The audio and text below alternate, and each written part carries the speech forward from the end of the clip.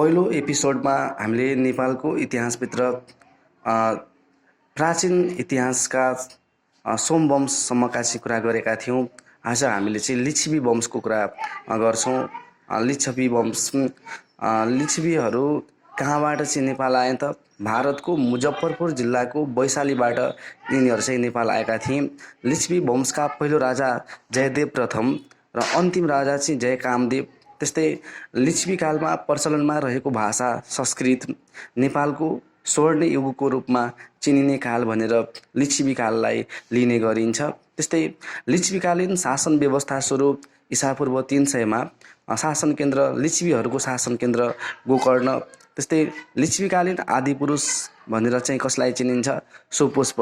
लिच्छवीकालीन प्रमुख राजाहरूको कुरा गरौँ। लिच्छवीकालीन प्रमुख राजाहरू सुपुष्प।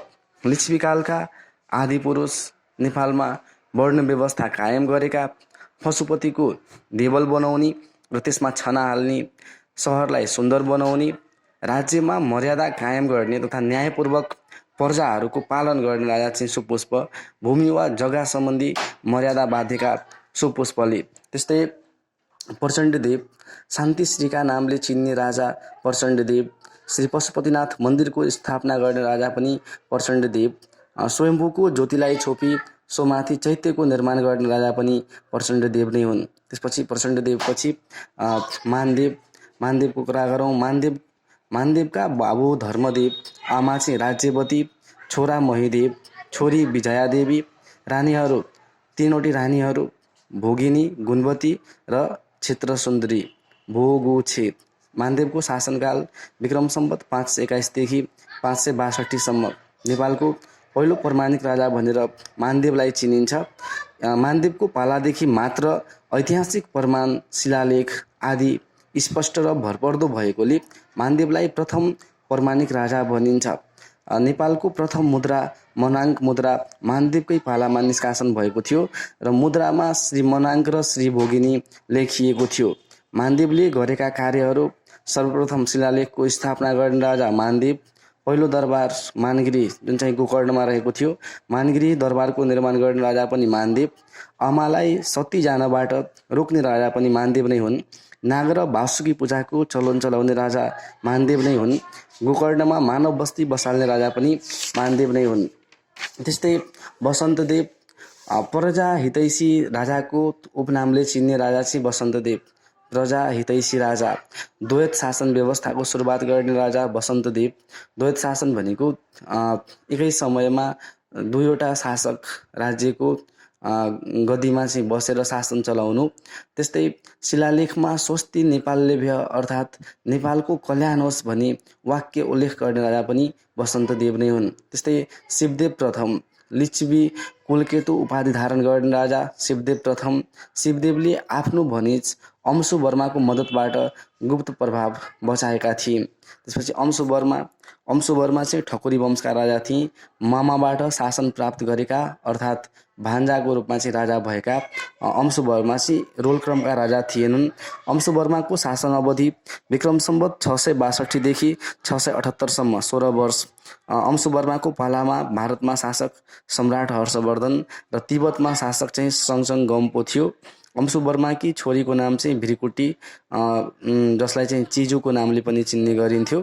नेपालको प्रतापी र आदर्श शासन गर्ने राजा चाहिँ अंशु वर्मा। अंशु वर्माले गरेका कामहरू: शब्दविद्या ग्रन्थको रचना गर्ने अंशु वर्मा। पशुपतिनाथलाई राष्ट्रिय देवताको मान्यता दिने अंशु वर्मा। बोलम्बोमा मानव बस्ती बसाल्ने राजा चाहिँ अंशु वर्मा। कैलाशकोट भवन जुन चाहिँ हाडी गाउँमा रहेको थियो, त्यो कैलाशकोट भवनको निर्माण गर्ने राजा पनि अंशु वर्मा नै हुन्। सर्वप्रथम युवराज धिराजको घोषणा गर्ने चलन चलाउने राजा पनि अंशु वर्मा नै हुन्। बालकको सालनाल काट्ने चलन चलाउने राजा पनि अंशु वर्मा नै हुन्। गुप्त सम्वत चलाउने राजा अंशु वर्मा। सर्वप्रथम महाराज धिराज उपाधि प्राप्त गर्ने राजा चाहिँ अंशु वर्मा। हिन्दू राजाको रूपमा पशुपति पदानुगृहीत उपाधि समेत धारण गर्ने राजा अंशु वर्मा। महासामन्त कलाभिमानी पशुपति पदानुगृहीत उपाधि धारण गर्ने राजा अंशु वर्मा। वर्णाश्रम सामाजिक व्यवस्थामा जोड दिने राजा अंशु वर्मा। पञ्चाली संयन्त्र गठन गरी गाउँ स्तरमा विकेन्द्रित शासन व्यवस्था लागू गर्ने राजा अंशुवर्मा, बोधिसत्यको अवतार मानिने राजा अंशुवर्मा, यिनी चाहिँ पशुपत सम्प्रदायका राजा थिए। यिनको चाहिँ मृत्यु 678 चाहिँ भएको हो। त्यसपछि नेपालको राजगद्दीमा उदयदेव चाहिँ आसीन्न भएका थिए। अंशुवर्माको निधनपछि उदयदेवको शासन अवधि विक्रम सम्वत 678 देखि 681 सम्म तिब्बतमा शरण लिने राजा चाहिँ अंशुवर्मा हुन्। तिब्बतमा शरण लिने राजा चाहिँ उदयदेव हुन्। अंशुवर्माको निधनपछि उदयदेव नेपालको राजगद्दीमा बसेका थिए र